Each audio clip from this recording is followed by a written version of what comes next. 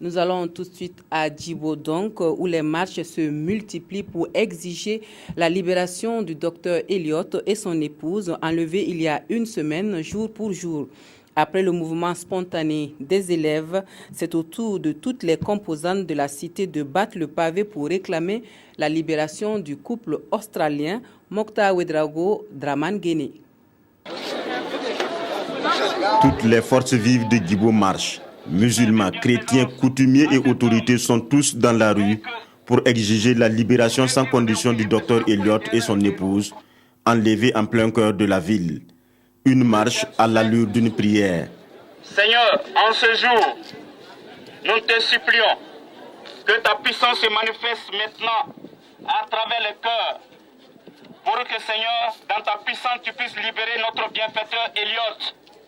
Après Dieu, c'est le gouvernement qui est sollicité pour traquer les ravisseurs des humanitaires australiens.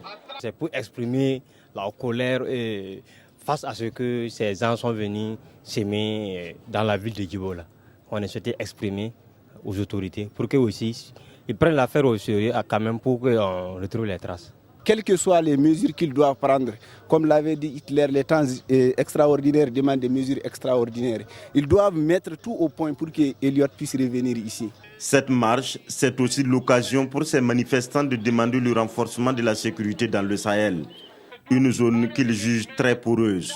Que les barrières de sécurité soient très bien mises au point pour que réellement il n'y ait pas d'infiltration, parce que nous sommes dans une zone là, dans une localité vraiment sensible et dans un coin stratégique où les terroristes peuvent pénétrer et puis nous laisser à leur merci. Djibo dit rester toujours mobilisé jusqu'à la libération du couple Elliott, établi ici depuis 1972.